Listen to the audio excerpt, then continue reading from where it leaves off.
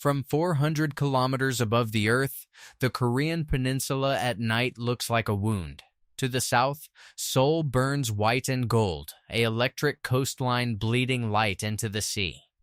To the north, across a 4-kilometer strip of buried landmines and rusted fences, there is almost nothing.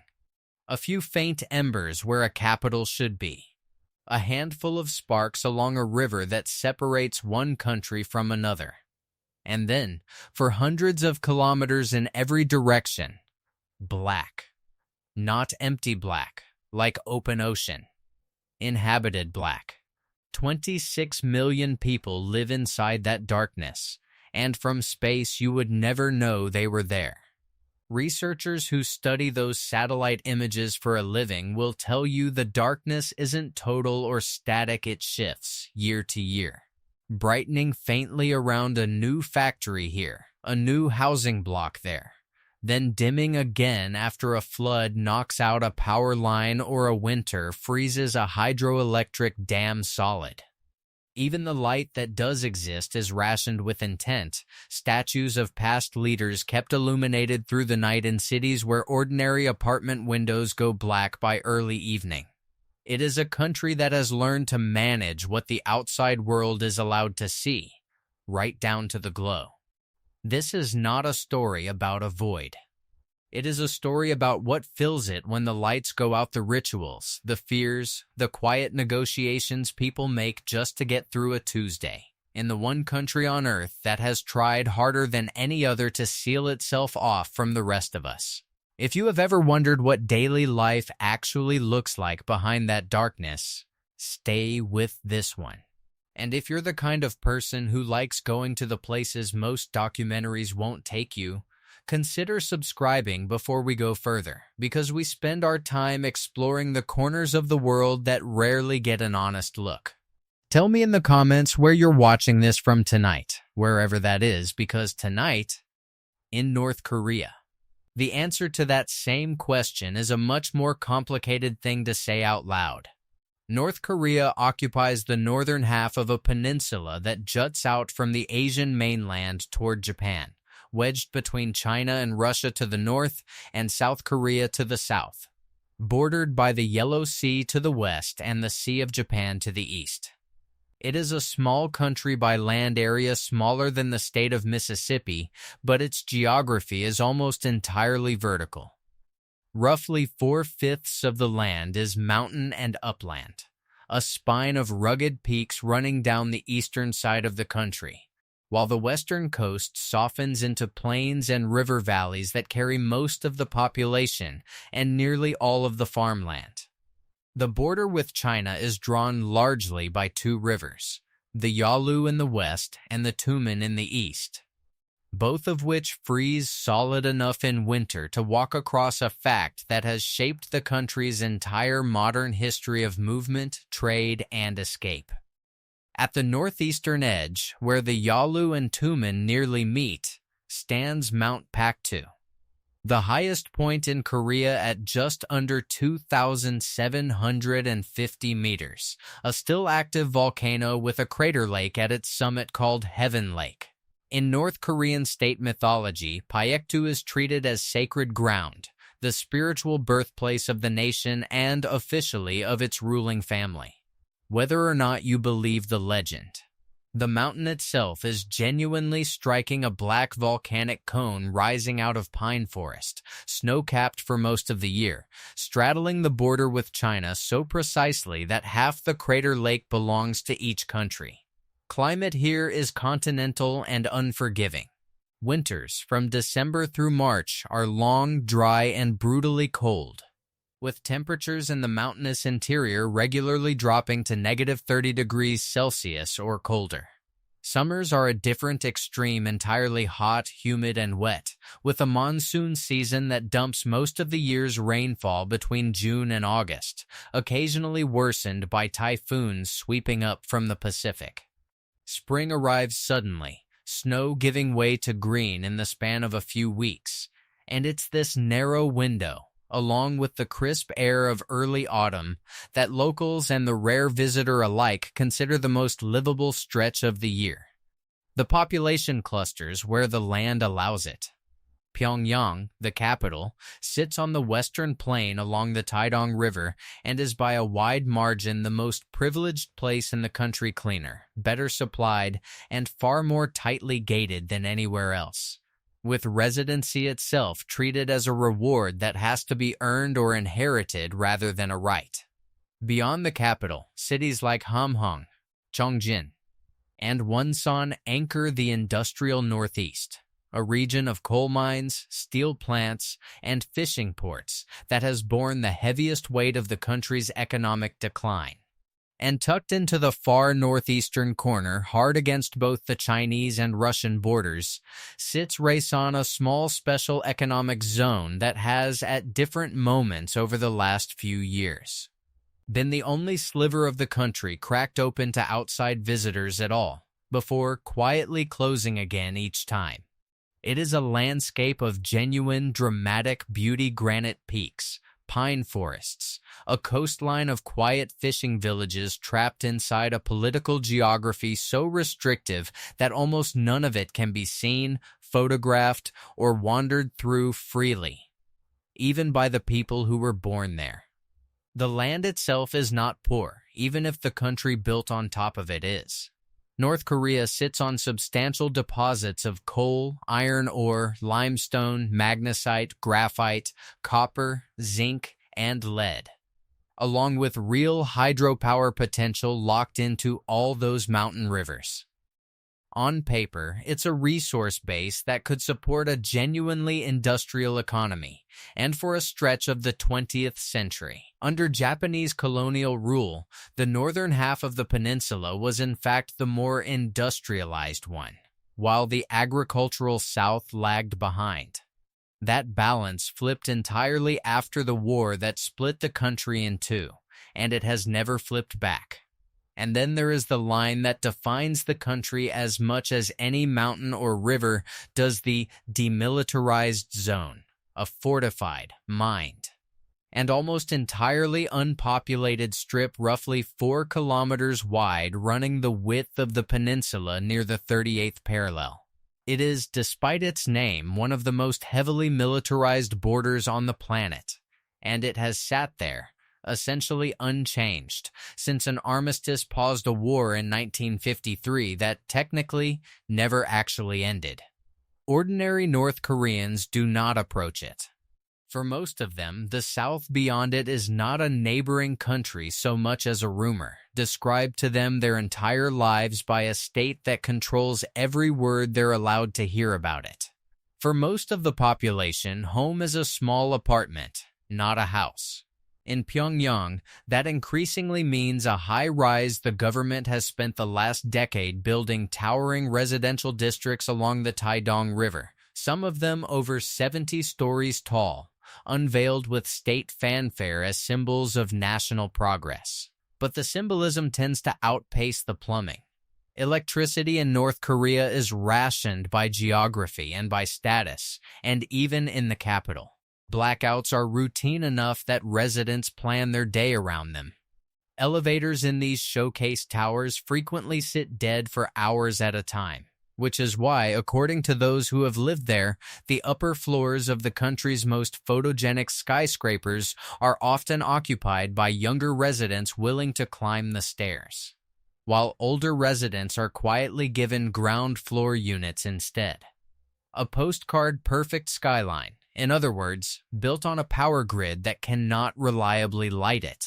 Outside the capital, homes are simpler, still low apartment blocks from the 1970s and 80s.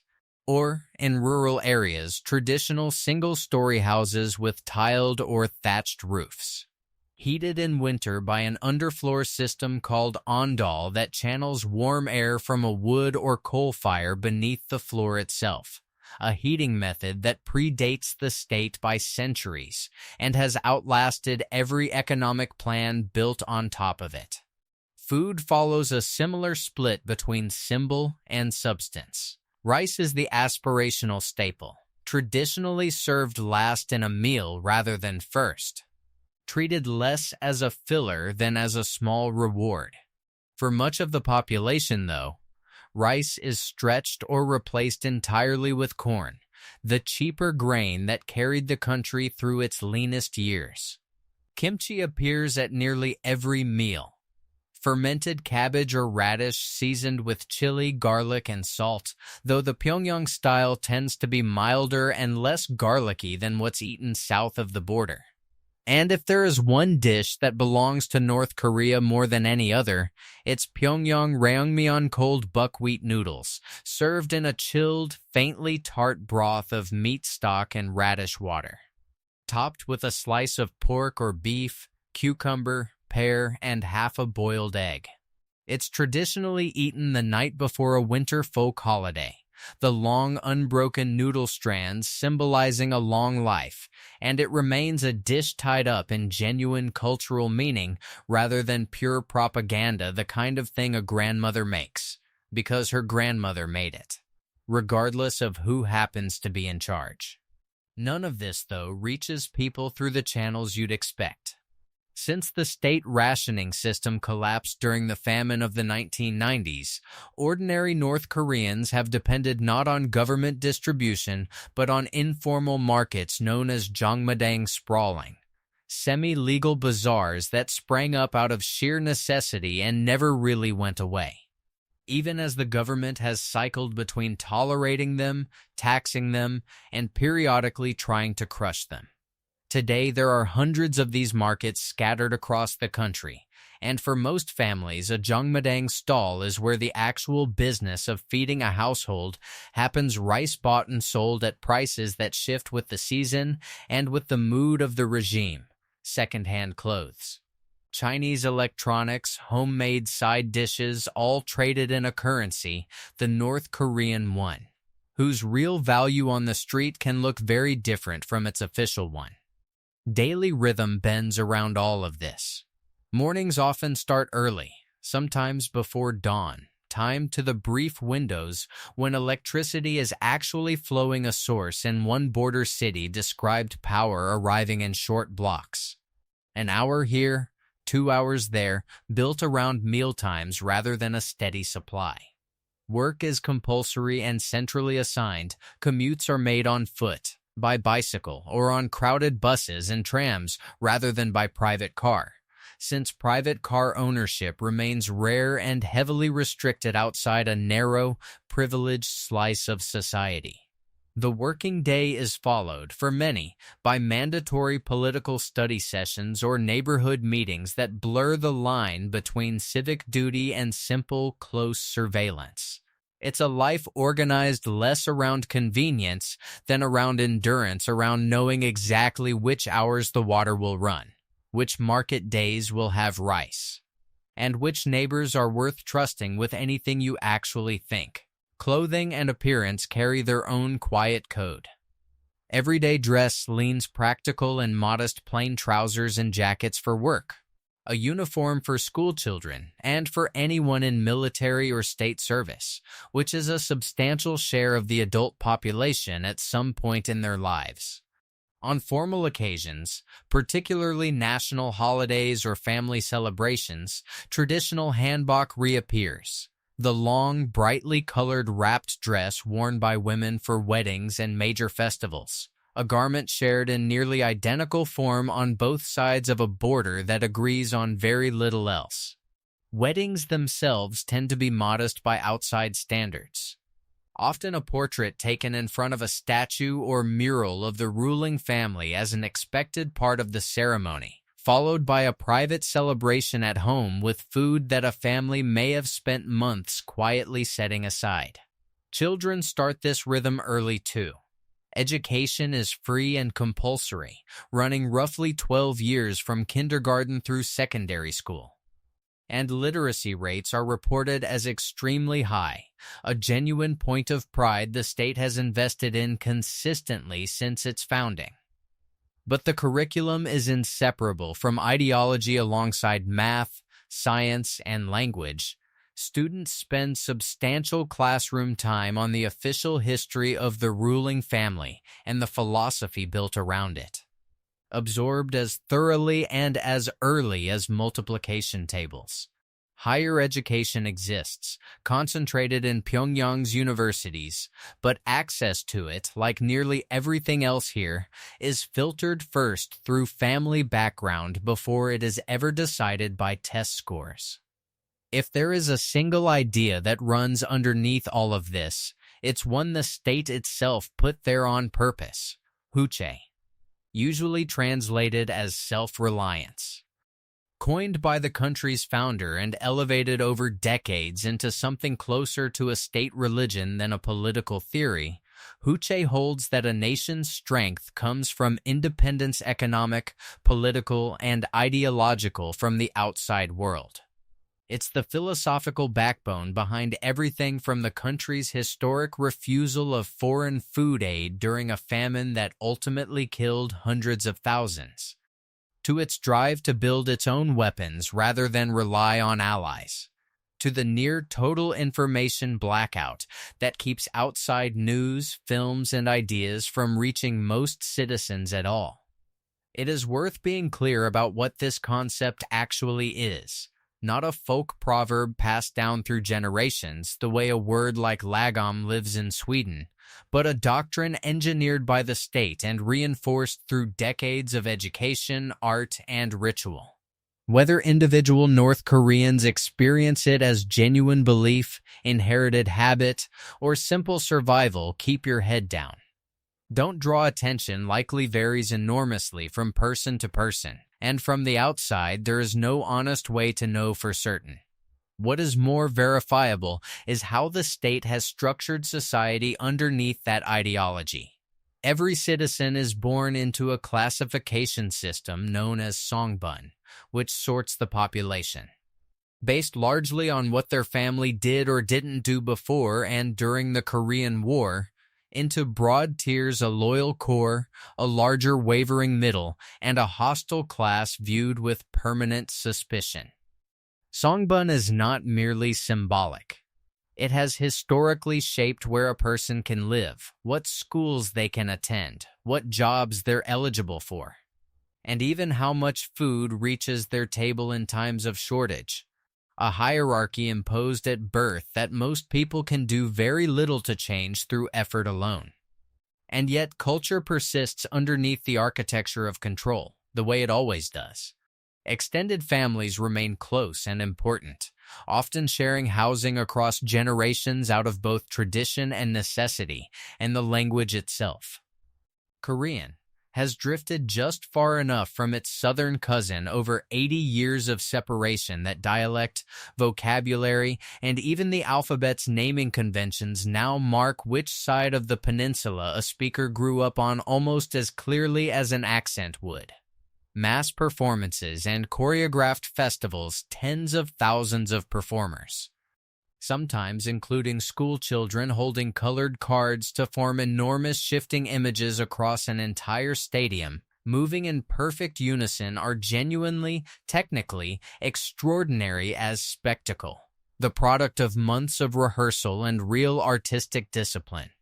Even when their purpose is explicitly to project the strength and unity of the state rather than the individuality of the people performing in it.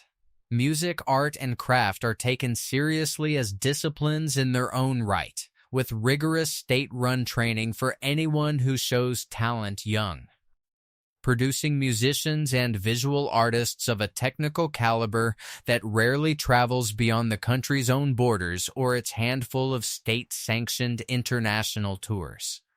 And in the cracks the state can't quite reach, a smuggled foreign film watched in secret behind blacked-out windows, a birthday marked quietly at home with food saved up for the occasion, a joke shared only among people you trust completely. There is a private life running alongside the public one, invisible from the outside, that looks, in its shape if not its content, recognizably human. Older customs persist too, quietly, underneath 6 decades of state atheism and revolutionary calendar making. Ancestral rites around the Lunar New Year, a folk respect for elders that predates any ideology built on top of it. The same kind of small domestic ritual, a shared meal, a specific dish on a specific date that holds families together in almost every culture on Earth, North Korea included. It's worth pausing here, because this is usually where a video like this either turns into a horror story or a whitewash, and neither one is honest. So let's talk plainly about what life actually costs here, and if you want more of that kind of honest, unglamorous look at how people really live around the world, this channel is exactly where to find it. So go ahead and subscribe now before we get into the harder part. Economically, North Korea is one of the poorest and most isolated countries left on Earth. Reliable numbers are almost impossible to obtain, because the government does not publish credible economic data of its own, but outside estimates pieced together from trade records, satellite imagery of nighttime lighting, and the testimony of the roughly 30,000 North Koreans who have defected to South Korea over the decades consistently place per-person income among the lowest in the world, a small fraction of what's earned just across the border to the south. Decades of international sanctions imposed over the country's nuclear and missile programs have choked off most legitimate trade and investment. And state wages for ordinary jobs are often so low they function more as a formality than a living, pushing most households toward the same informal markets that fill in everywhere else the system falls short.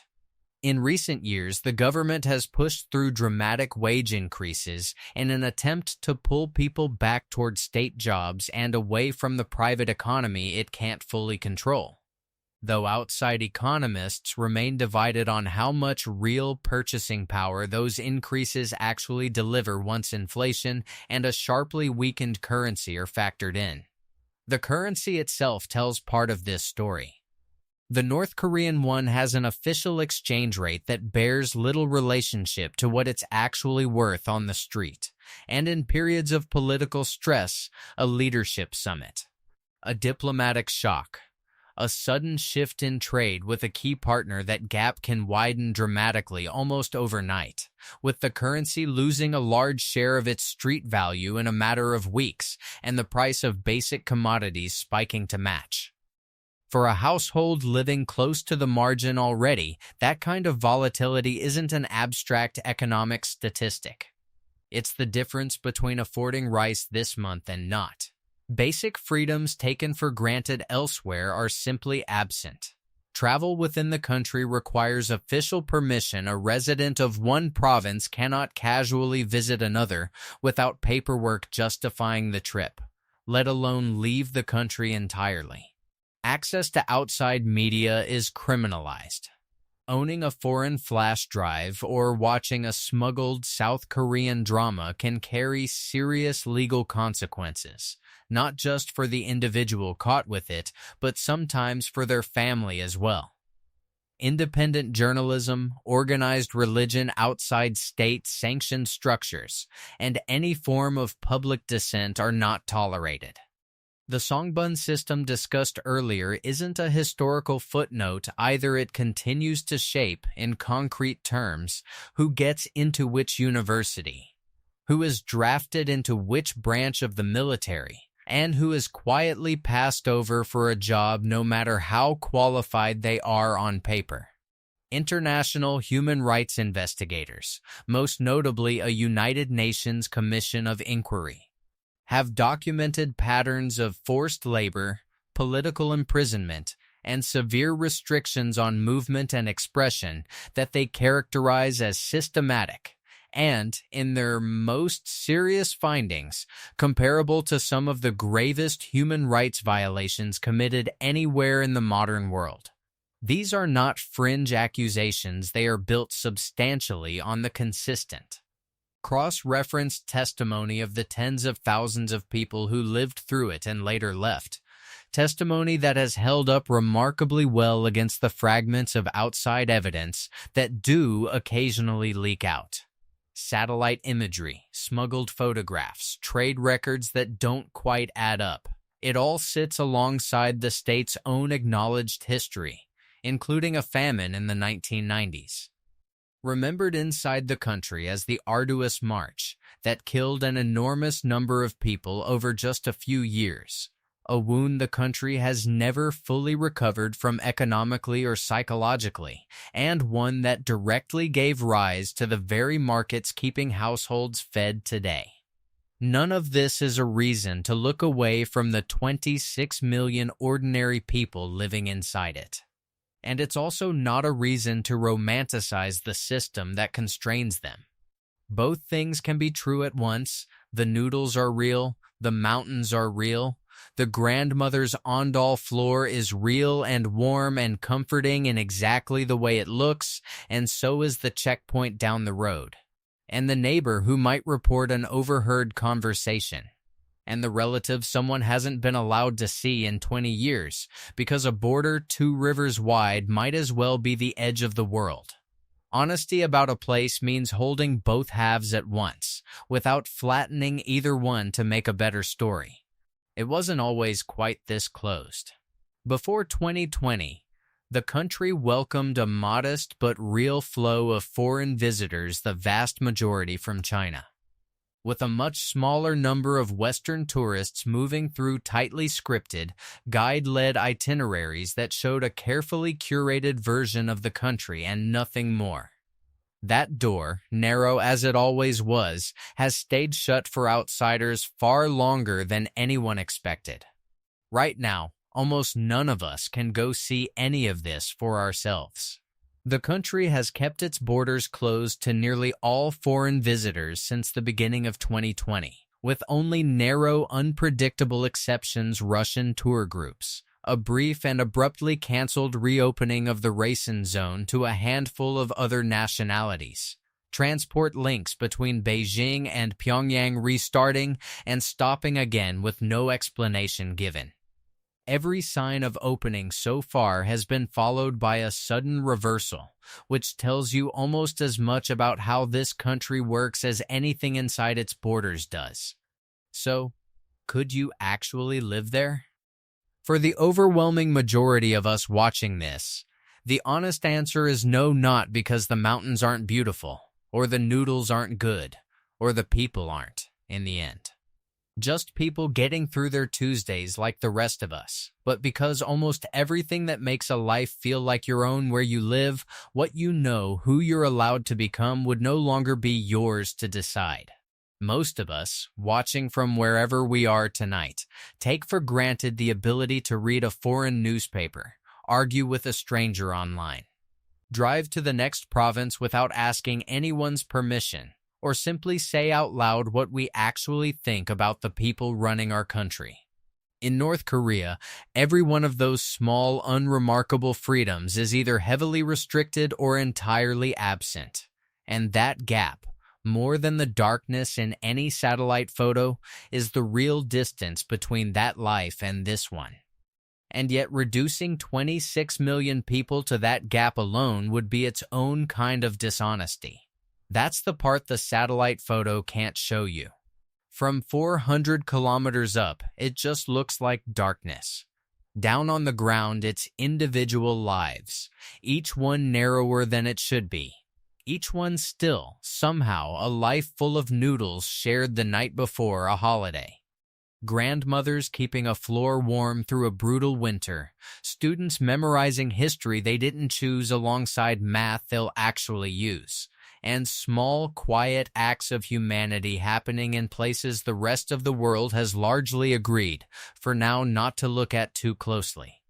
Whatever changes in the years ahead, a border that reopens, a policy that shifts, a wall that eventually comes down the way another one did in another divided country a generation ago, the people living inside that darkness right now are not waiting for our permission to be human.